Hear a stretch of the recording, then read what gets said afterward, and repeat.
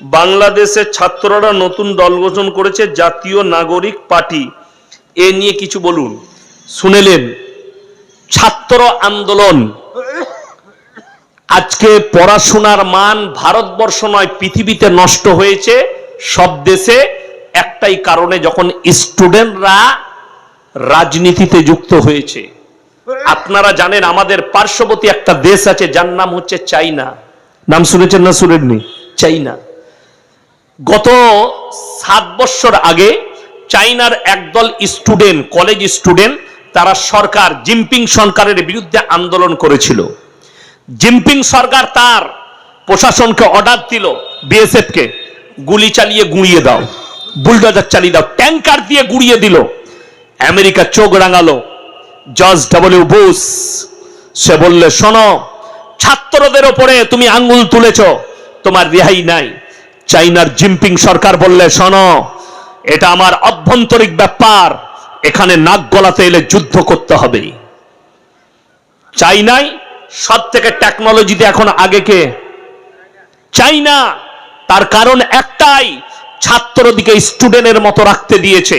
যে বাংলাদেশে মুসলিম মেয়েরা ন্যাংটো হয়ে আন্দোলন করে যে আমরা স্বাধীনতা চাই, পাক স্বাধীনতা চাই, আমরা যা ইচ্ছা তাই পোশাক পরব, সেই দেশের উন্নতি কি করে হতে পারে?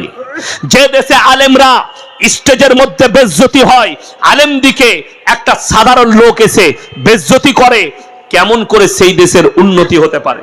আপনারা ইমানদারির সঙ্গে বলুন তো। আমি আমার জীবনে 18টা বছর জলসা করছি, গোটা পশ্চিম বাংলা নয়, গোটা ভারতবর্ষ জুড়ে, তথা বোম্বাই, গুজরাট, তথা ত্রিপুরা, আসাম, মেঘালয়। আমি হায়দ্রাবাদে জলসা করেছি, ইন্দোরে জলসা করেছি। ইন্দোরে যখন জলসা করতে গেছি আমি প্রথমবার, তখন আমার নামে থানায় অভিযোগ হয়েছে, এই বক্তা ওহাবি বক্তা, এই বক্তা বাংলাদেশি বক্তা। আমার জন্য বাংলাদেশি তাকমা পর্যন্ত দিয়েছিল কারা? এক শ্রেণীর জিলাপি হুজুর। এই মালকে ইন্দোরের মাটিতে জলসা করতে দেওয়া যাবে না। তারপরে আমি যখন পৌঁছালাম এয়ারপোর্ট থেকে নেমে, বিশ্বাস করুন আমি এত খুশি হয়েছি। সেখানে আমার আধার কার্ড আমি হোয়াটসঅ্যাপে করেছিলাম। তারা দেখার পরে সেখানকার এসপি সাহেব তিনি অর্ডার দিয়েছিলেন জলসা হবে, আমার প্রশাসন দাঁড়িয়ে থাকবে। বিশ্বাস করুন আমি যখন জলসা করলাম 3 ঘন্টা 2.5 ঘন্টা বয়ান করেছি। বয়ান করার পরে টাইম শেষ, যতটা পাস ছিল ততক্ষণ পর্যন্ত। কিন্তু খুদ যে অফিসার দাঁড়িয়ে ছিল সে বললে, স্যার हमको बहुत अच्छा लग रहा है और 10 मिनट बोल दीजिए। জোরে বলুন না সুবহানাল্লাহ। আমি আরো 10 মিনিট বললাম, কিন্তু এতদিন পর্যন্ত বাংলার মাটিতে এত জলসা করেছি, কোন স্টেজে কোন নেতা আমাদেরকে সাহস হয়নি যে অপমান করে। ঠিক বললাম না ভুল বললাম? আমি রাজনীতির কথাও বলি, শুনেছেন না শুনেননি? আমি রাজনীতিবিদদের বিরুদ্ধেও বলি, সরকার অন্যায় করলে সরকারের বিরুদ্ধে বলি। কিন্তু আমি দেখতে পাই বাংলাদেশের মাটিতে বাংলাদেশের মানুষ জানে না ইয়াসিন সাহেব দাওয়াত নিয়েছিলাম এই বছরে, আমি কেন যাইনি? আমার কাছে লিখিত কাগজ লাগবে। আপনি স্টেজে ফুল ফর্মে কথা বলবেন, কারো বাপের হিম্মত হবে না যে আপনার বয়ানে বাধা দিই। আমি আমার ইচ্ছা মতো কোরআন হাদিসের কথা বলবো। তাতে রাজনীতির ভেতরে ঢুকতে হলেও আজকে অনেক মানুষ মনে করে আপনারা মলিসেম মানুষ, এটা জলসা কোরআন হাদিসের স্টেজ, আপনারা কেন রাজনীতির কথা বলবেন? আমি তোমাকে জিজ্ঞেস করতে চাই, যদি এই স্টেজে রাজনীতির কথা মানুষকে না বুঝাতে পারি, তাহলে একজন রাজনীতিবিদ ইসলামকে নিয়ে কি করে চিনিমিনি খেলতে পারে? ইসলামের বিরুদ্ধে কি করে বলতে পারে? একটা রাজনীতির মঞ্চ থেকে ইসলামকে কি করে টার্গেট করতে পারে? এখনো পর্যন্ত একটাও আন্দোলন হয়নি। তন্ময় ভট্টাচার্য সিপিএম এর একজন নেতা, সে নবীজিকে বলেছেন সে এক হাতে তলোয়ার, সে যোদ্ধা ছিল, সে কোনো ইসলাম প্রচারক ছিল না। এখনো পর্যন্ত কোনো মৌলবি আন্দোলন করেনি। যদি কেউ আন্দোলন করেছে এই জলসার স্টেজ থেকে ফেসবুক আর ইউটিউবের মাধ্যমে এই বাপের বেটা ইয়াসিন করেছে। আমি তাকে গালি দিয়েছি, আমি তাকে বলেছি বাপের বেটা হলে আমার সঙ্গে বসো, যদি হারামের আওলাদ না হও একবার আমার সঙ্গে বসো। প্রতিনিয়ত নাজিয়া ইলাই খান বলে একটা মেয়ে ইসলামকে গালি দিচ্ছে, মৌলবিদিকে গালি দিচ্ছে। আর শফিকুল বলে আরামবাগে এক হারাম আওলাদ আছে, সে নিজেকে বলে মুসলিম কিন্তু একে মুসলমান বলা যাবে না। আমি তার কাছে টাইম চেয়েছিলাম, বাপের হিম্মত থাকলে আমার সঙ্গে 10 মিনিট বসো, যে কোনো জায়গায় বসবে। আমার 100টা ইউটিউবার থাকবে, তোমার যতগুলো দালাল মিডিয়া আছে ডাকবে, আমি 10 মিনিটের ভেতরে প্রুফ করাবো ওটা কাফের, ওটা মুশরিক, ওটা বেঈমান, এ মুসলমানই হতে পারে না। যারা আল্লাহর বিরুদ্ধে বলবে তার বিরুদ্ধে আমি বলবো না। বড় কষ্ট লাগে। নুসরাত জাহান বলে একজন এমপি ছিল, 2 বছর আগে दिल्ली से गए एक मीडिया सामने बोले चलो ये मौलवी लोगों को कुछ पता नहीं इस्लाम के बारे में। मेरा बाप हाजी साहब है, मेरा बाप भी नमाजी है, लेकिन मैंने बताया था सुन लो, अगर हिम्मत है तो हमसे बैठो। तुम सबसे बड़ा नालायक हो, तुम तो कहती हो कि मैं मुसलमान हूं। আমি বলেছিলাম তোমার যে বাচ্চাটা আছে তার বাপটাই ঠিক নাই, এটা আমি বলেছিলাম, বাপের বেটা। আমি ফিরহাদ বাবুকেও ছাড়িনি। যারা মনে করবেন আমার বয়ান শুনে এটা হয়তো একটা দলের চাটা পাঁচাটা গোলাম, তারা ভুল বলছেন না। আর আমাকে যদি রাজনীতিতে নামতে হয়, আমি আল্লাহর কসম খেয়ে কোরআনকে সাক্ষী রেখে বলছি, আমি কওমে মিল্লাতের জন্য নামবো। আমাকে যদি নামতে হয় তা আমি আপনাদের জন্য রাজনীতিতে নামবো, যারা মুসলমানের বিরুদ্ধে আগুন উগলাচ্ছে। আজকে দুঃখ লাগে, বেদনা লাগে। কোরআন শিক্ষা দিয়েছে। আমি কালকে সাগরদিঘির মাটিতে বলেছি, ওয়ালা তাসুব্বুল্লাযীনা ইয়াদউনা মিন দুনিল্লাহ ফায়াসুব্বুল্লাহ আদওয়াম বিগাইরি ইলম। তোমরা কারো দেবদেবীকে গালি দিও না, কারো ধর্মকে গালি দিও না।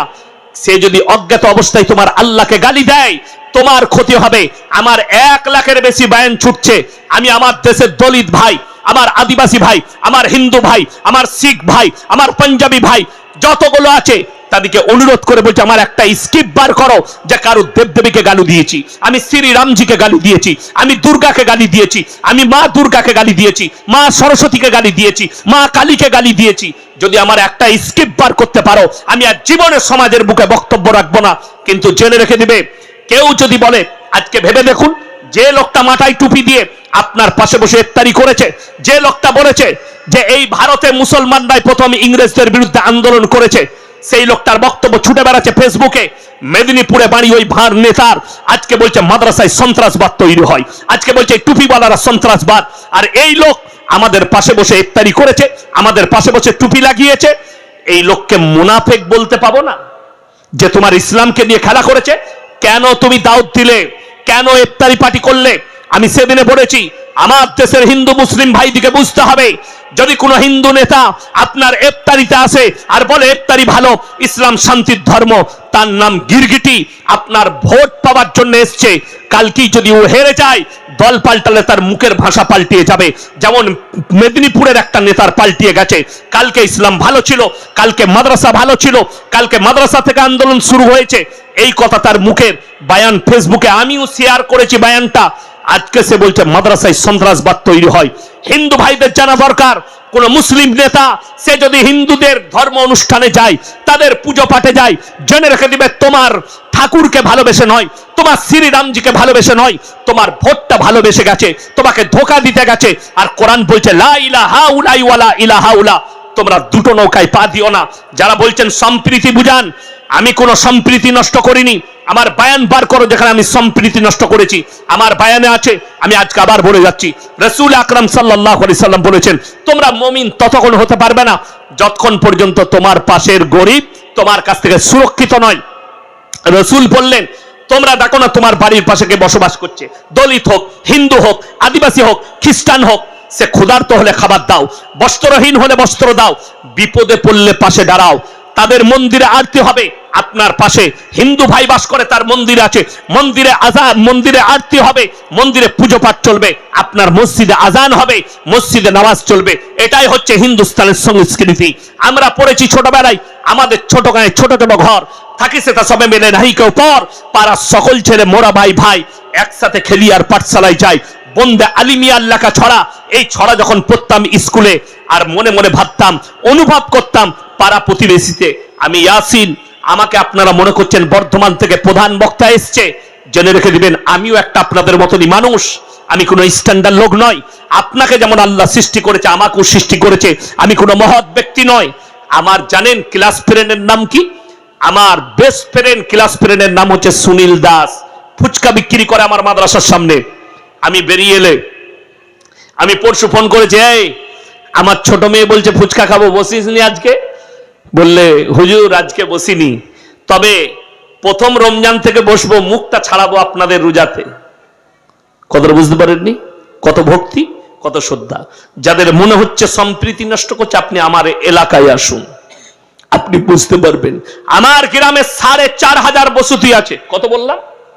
সমস্ত মুসলিম বাড়ি, একটা অমুসলিম ভাই নেই। সেখানে একটা ঘর দেখাবো পালদের, কিদের বললাম, পালদের, কমল পালের বাড়ি, মিষ্টির দোকান। রমজান মাসে আমার গ্রামের ওই 4,500 বাড়ির মিষ্টিটা ওর দোকান থেকেই যায়। তার ভাগ্নে দোকান চালাচ্ছে, তার নাম বাপি। আমি যদি এক্ষুনি ফোন করি রাতের বেলা, এই মাদ্রাসায় 500 পিস রসগোল্লা পাঠা, পয়সার প্রয়োজন পড়বে না, হুজুর পাঠাচ্ছি। আমার মাদ্রাসার জলসা হয়, কি বলে জানেন, আমি বলেছি এই 500 পিস 1000 পিস রসগোল্লা লাগবে, সে বলে হুজুর আমি 200 পিস দেবো খাবার জন্য। তাকে বলি না, চাপ নেই। আমি চ্যালেঞ্জ দিলাম কোন রাজনৈতিক নেতাকে, এসো আমার গ্রামে মিডিয়া নিয়ে, তাকে জিজ্ঞেস করো সেই বাপিকে, জিজ্ঞেস করো ওই কমল পালের পরিবারকে, তুমি যে গ্রামে এতগুলো 4,500 বসতির ভেতরে তুমি ব্যবসা করছো, তুমি বাস করছো, তোমাকে কি কোন রকমের কষ্টের মধ্যে আছে? পাবেন না। এটা হিন্দুস্তান, আমরা সম্প্রীতির সঙ্গে আছি, তার কোনো কষ্ট হয় না।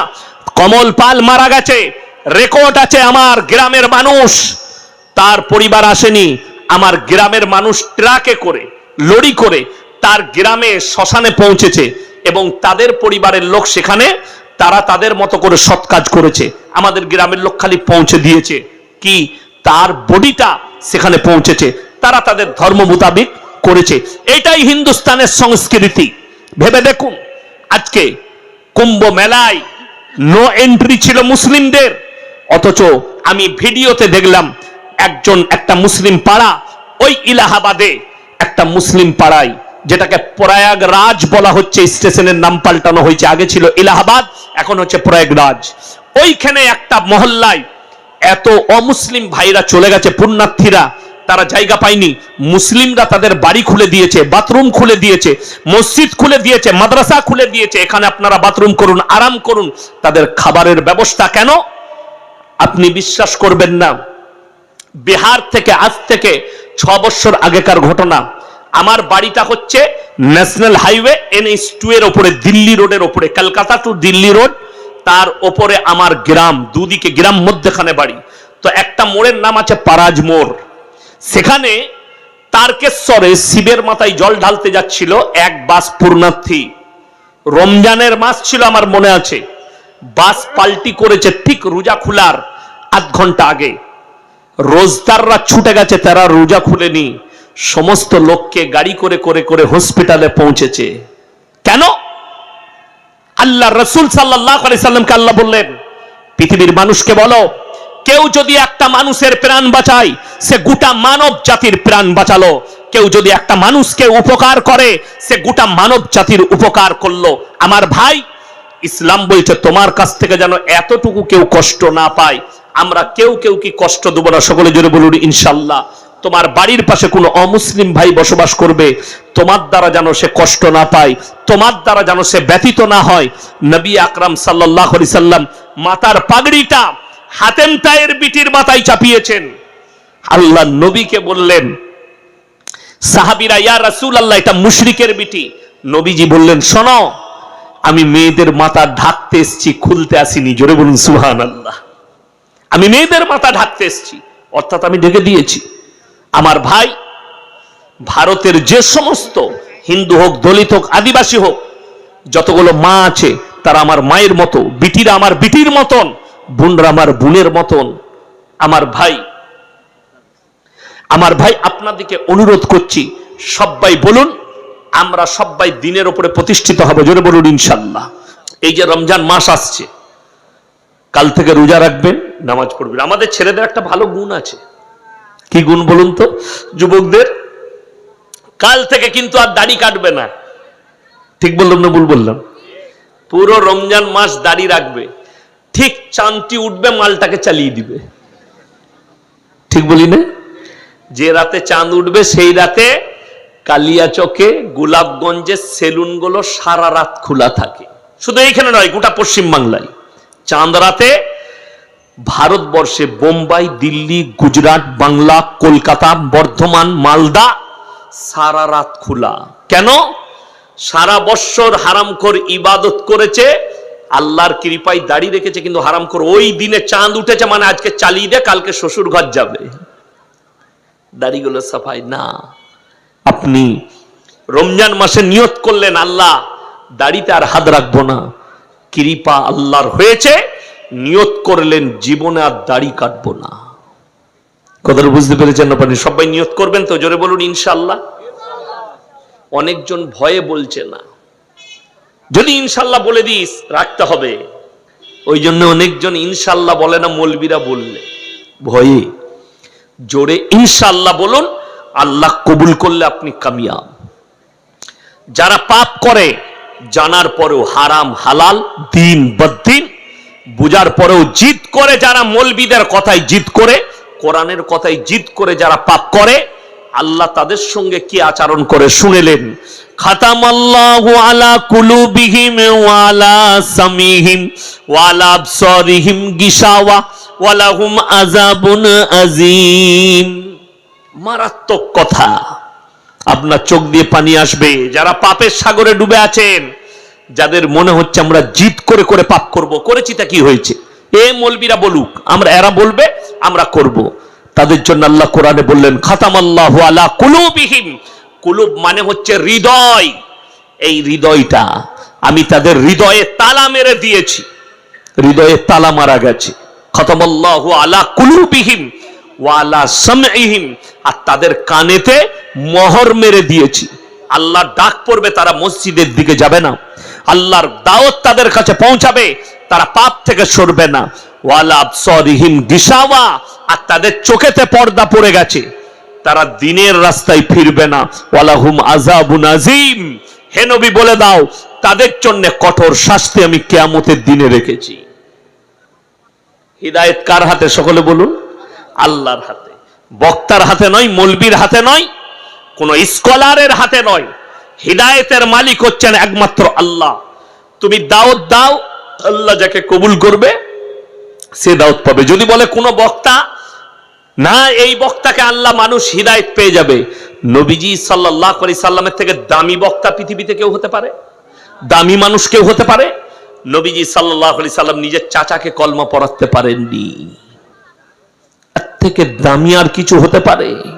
শুধু তাই নয়, আল্লাহ দোয়া করতে নিষেধ করে দিলেন। এটা এক নম্বর গেল, যিনি হচ্ছেন শ্রেষ্ঠ পয়গম্বর। দ্বিতীয় নম্বর, হযরতে নূহ নবী নিজের সন্তানকে, নিজের স্ত্রীকে কলমা পড়াতে পারেনি। সেটা ঘর, নিজের স্ত্রী, যার সঙ্গে রাত কাটিয়েছেন পয়গম্বর, যিনি নিজের বিছানার সাথী, তাকে পর্যন্ত কলমা পড়াতে পারেনি। আল্লাহ কোরআনে জাহান্নামী ঘোষণা করে দিয়েছেন নূহ নবীর বিবির জন্য। নূহ নবী নিজের সন্তানের জন্য দোয়া করতে চেয়েছে, কিনানের জন্য, লা আসিমা লিয়াউমা মিন আমরিল্লাহ, এটা আমার ওরসজাত পুত্র। আল্লাহ বলেন লামিনাল খাসিরিন, হাত নামাও, যে আমাকে মানেনি, আমার নবীকে মানেনি, তার লেগে তুমি দোয়া করতে পাবে না। নবীজি দোয়া নিষেধ করে দিয়েছেন আল্লাহ নবীদিকে। হযরতে লূত নবী, তার বিবি জাহান্নামে যাবে, নিজের বিবিকে কলমা পড়াতে পারেনি। আর আপনি বলছেন ইয়াসিনকে দাওয়াত করে লোকরা হিদায়াত পেয়ে যাবে? রং। আপনি দাওয়াত দেন, আল্লাহ যাকে হিদায়াত দিবে সেই ব্যক্তি হিদায়াত পাবে, তা নাও পাবে না। ওটা আমার কথা নয়। এই মৌলবি কথা বললেও মানুষ হিদায়াত পেয়ে যাবে যদি আল্লাহ হিদায়াত তার তকদিরে রাখে। এটা হচ্ছে নম্বর এক। দ্বিতীয় নম্বর, পৃথিবীতে যতগুলো মানুষ আছে, একটা মানুষও সবল নয়, সবাই দুর্বল। একটা মানুষকে আল্লাহ সবল করেনি, সবাইকে নিজের কাছে আল্লাহ দুর্বল রেখেছে। ইন্নাল ইনসানা খুলিকা হালুয়া, আমি মানুষকে অসহায় আর দুর্বল সৃষ্টি করেছি, এরা যেন নিজেকে সবল না মনে করে। কেউ নেতা হোক, কেউ মাস্তান হোক, যে যত বড়ই হয়ে যাক, যার কাছে যত শক্তি আসুক, একটা কথা মাথায় রাখবেন, আল্লাহর শক্তি সব থেকে শ্রেষ্ঠ। ফেরাউনের থেকে বড় মরদ এখন পৃথিবীতে কেউ নেই। ফেরাউন বলেছিল আলা রাব্বুকুমুল আলা, আল্লাহ তার নিচুড়ে রস বার করে দিয়েছে যে নিজেকে রব দাবি করেছিল। বর্তমানে যারা মনে করছে আমার থেকে বড় শক্তিশালী কেউ নেই, যারা মনে করছেন আমার কাছে বন্দুকের পাওয়ার আছে, শক্তি আছে, ফোর্স আছে, আমার গার্ড আছে, জেনে রেখে দিবে তোমার থেকে বেশি সৈন্য সামন্ত ছিল ফেরাউনের, তোমার থেকে বড় লস্কর ছিল ফেরাউনের, ফিরাউনের কাছে শারীরিক শক্তিও ছিল, সামরিকও ছিল। আল্লাহ নিচুড়ে রস বার করেছে। জমিনের উপরে অহংকার কেউ করবেন না, সকলে জোরে বলুন ইনশাআল্লাহ। লা ইয়াদখুলুল জান্নাতা কাত্তাতুন। যারা চগলখোর হবে আর অহংকারী হবে তারা কোনোদিন জান্নাতে প্রবেশ করবে না। যে জমিনটাই চলছেন, জমিন কার? কথা বলে না? আল্লাহর। হাওয়া কার? অক্সিজেন কার? আপনার শরীরটা কার? আল্লাহর। যদি আপনি নিজের ইচ্ছায় বেঁচে থাকতে না পারেন, আপনার কোনো মূল্য নাই। আপনাকে ভাবতে হবে, আমি যদি নিজের ইচ্ছায় বেঁচে না থাকতে পারি, তাহলে জানতে হবে আমার এই শরীরের মালিক অন্য কেউ, তিনি হচ্ছেন সৃষ্টিকর্তা। তার মানে তার হুকুম মানা আপনার জন্য ফরজ, জরুরি। পৃথিবীতে দৌলত, সম্পদ, মাল, শক্তি কোনো কিচ্ছুই আল্লাহর কাছে কাজে লাগে না, কোনো কিচ্ছুই। আল্লাহর ইচ্ছা হলে, যদি মনে করে কারো কাছে কয়েক হাজার কোটি টাকা আছে, কিন্তু তার কাছে যদি মৃত্যু আসে, তার ওই টাকা কিন্তু তার মৃত্যু রুখতে পারবে না। এইটার প্রতি ঈমান রাখতে হবে, এই জায়গাটার প্রতি, এই কথাটার উপর আপনাকে ঈমান রাখতে হবে যে যা কিছু হয় আল্লাহ থেকে হয়। আমি কালকে একটা প্রতিবেদন পড়ছিলাম ফেসবুকে। প্রতিবেদনটা একটা লন্ডনের আর্টিস্টের, ফিল্মের আর্টিস্ট, মেয়ে ছেলে, এবং সে লেখিকাও ছিল, লিখতো, ভালো ভালো কথা লিখতো।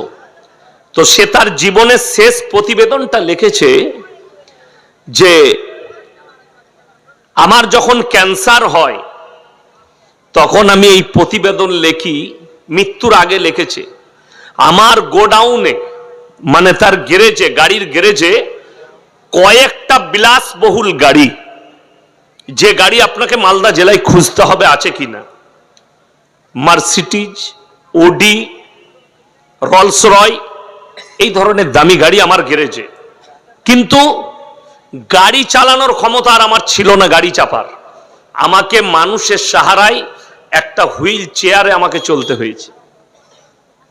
আমি প্রত্যেকদিন আমার বুক করা থাকতো দামি দামি হোটেল আর রেস্টুরেন্ট, আমেরিকা লন্ডনে 5 স্টার 7 স্টার হোটেল, আমার রুম বুক করা থাকতো, সেখানে স্পেশাল খাবার খাবো।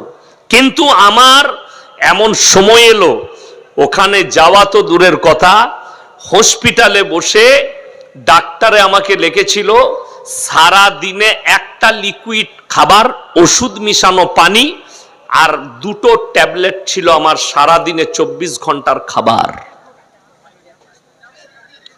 আমি যখন চুল কাটতাম, লন্ডন আমেরিকার দামি দামি সেলুনওয়ালারা চুল কাটতো, এক এক দিনে কয়েক মিলিয়ন ডলার লেগেছে আমার চুল ঠিক করতে, নিজের চুলগুলো কালার করতে, ঠিক করতে। কিন্তু এমন সময় এলো, মাথায় আমার আর চুলই রইল না। কেমন নেওয়ার পর আমি ন্যাড়া, আমার মাথা চুল উড়ে গেল। শেষকালে যে শব্দটা লিখেছে যে পৃথিবীর যা কিছু আছে তার মধ্যে সব থেকে সত্যটা হচ্ছে মৃত্যু। পৃথিবীর যে কোনো ধর্মের মানুষ হোক, যে যে ধর্মেরই অনুসারী হোক, সবাই একে অপরকে অস্বীকার করতে পারবে, মৃত্যুকে পৃথিবীর কেউ কিন্তু অস্বীকার করতে পারবে না। মৃত্যু অনিবার্য, আপনি যেখানেই থাকুন, লোহার ঘরে থাকুন, যে কোনো জায়গায় ঘেরাটোপে থাকুন, মালাকুল মউত আপনার কাছে পৌঁছাবে। কোরআন শুনেলেন, মানুষের যতদিন শক্তি আছে শক্তি প্রয়োগ করে। আল্লাহ কোরআনে একটা মারাত্মক দামি কথা বলেছেন, ওয়ালাউলা ইজা বালাগাতিল হুলকুম আনতুম হিনা ইজিন তানজুরুন। মানুষের অবস্থা বর্ণনা করেছে কোন সময়ে। এখন আমার কাছে বল আছে, শক্তি আছে, আমি মুখের তোড়ে শরীরের জোরে যা কিছু হোক বলছি। আমাকে একটা গ্রিন টি খাওয়ালো, আমি খাবার খাই নাই, গ্রিন টি বললে মৌলী সাহেব এটা 3 ঘন্টা এনার্জি থাকবে, কি বুঝলেন?